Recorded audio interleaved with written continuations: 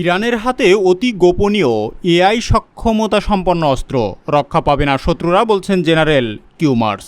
ইসলামী প্রজাতন্ত্র ইরানের নিজস্বভাবে তৈরি অতি গোপনীয় অস্ত্রের কথা জানিয়েছে দেশটির সেনাবাহিনীর পদাতিক বিভাগের কমান্ডার ব্রিগেডিয়ার জেনারেল কিউমার্স হেইদারি। এই অস্ত্রগুলোর কৃত্রিম বুদ্ধিমত্তা অর্থাৎ এআই সক্ষমতা রয়েছে। তিনি বলেছেন, শত্রুপক্ষের যে কোনো হুমকি দৃঢ়তার সঙ্গে মোকাবেলা করার জন্য প্রস্তুত রয়েছে তার দেশের সেনাবাহিনী। গত শনিবার ব্রিগেডিয়ার জেনারেল হেইদারি বলেন, আমাদের কাছে অতি অত্যাধুনিক অস্ত্র রয়েছে, সেগুলোর কয়েকটি গোপনীয়, এমনকি অতি গোপনীয়।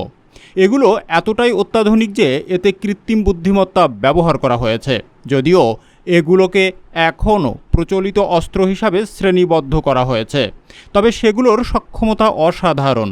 ইরানের আরবি ভাষার সংবাদ মাধ্যম আল আলমকে দেওয়া এক সাক্ষাৎকারে এসব কথা জানান সামরিক বাহিনীর এই ব্রিগেডিয়ার জেনারেল। তিনি বলেন, কৌশলগত কারণে এই অস্ত্রগুলো এখনও প্রকাশ্যে আনা হয়নি, তবে সেগুলো ব্যবহার উপযোগী অবস্থায় রয়েছে। 1980 থেকে 1988 সাল পর্যন্ত ইরাকের সঙ্গে যুদ্ধের পর ইরানের পদাতিক বাহিনীতে উল্লেখযোগ্য পরিবর্তন এসেছে বলে উল্লেখ করেন কিউমার্স। তিনি বলেন, আজ আমাদের পদাতিক বাহিনীর দ্রুত এক স্থান থেকে অন্য স্থানে যাওয়ার সক্ষমতা, উচ্চ দক্ষতা, হামলা চালানোর পূর্ণ সক্ষমতা এবং দ্রুত আক্রমণের সক্ষমতা রয়েছে। সম্প্রতি ইরানের সামরিক বাহিনীর শক্তি ও প্রস্তুতির জন্য প্রশংসা করেন দেশটির প্রেসিডেন্ট মাসুদ পেজেশকিয়ান। তিনি বলেন, অন্য দেশের জন্য ইরানের সামরিক বাহিনী একটি মডেল হিসাবে কাজ করছে। সেনা সদস্য এবং নিরাপত্তা বাহিনীর সদস্যদের জন্য পশ্চিম এশিয়া অঞ্চলে অপ্রতিরোধ্য একটি শক্তি হয়ে উঠেছে ইরান। গাজায় ইহুদিবাদী ইসরায়েলি বাহিনীর অপরাধযোগ্য এবং সহিংসতা শুরুর মধ্য দিয়ে মধ্যপ্রাচ্য অঞ্চলে নতুন করে সংকট দেখা দিয়েছে।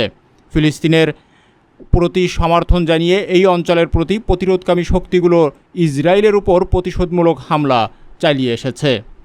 এদিকে ইরানের সমৃদ্ধ ইউরেনিয়াম IAEA এর পর্যবেক্ষণে। ইরানের সমৃদ্ধ ইউরেনিয়াম আন্তর্জাতিক পরমাণু শক্তি সংস্থা অর্থাৎ IAEA এর অধীনে সম্পূর্ণ পর্যবেক্ষণে রয়েছে বলে জানিয়েছে পররাষ্ট্রমন্ত্রী সৈয়দ আব্বাস আরকচি। বুধবার চীন সফরে থাকা অবস্থায় এক্স হ্যান্ডেলে দেওয়া পোস্টে এই তথ্য জানান তিনি। আরকচি লেখেন, ইসরায়েলি সরকার এবং কিছু বিশেষ স্বার্থান্বেষী গোষ্ঠী বিভিন্ন কৌশলে কূটনীতিকে বিপদ পথে করার জন্য যে চেষ্টা চালাচ্ছে তা সবার কাছেই স্পষ্ট। আমাদের নিরাপত্তা বাহিনী অতীতে নাশকতা ও হত্যাকাণ্ডের চেষ্টার ঘটনাগুলোর কারণে উচ্চ সতর্কতায় রয়েছে। এটি বৈধ প্রতিক্রিয়ার জন্য তৈরি করা। ইরানের শীর্ষ এই কূটনৈতিক আরও জানান, জনমতকে নিয়ন্ত্রণ করতে চাওয়া ব্যক্তি বা গোষ্ঠীদের স্যাটেলাইট চিত্র প্রকাশের দাবি কাল্পনিক।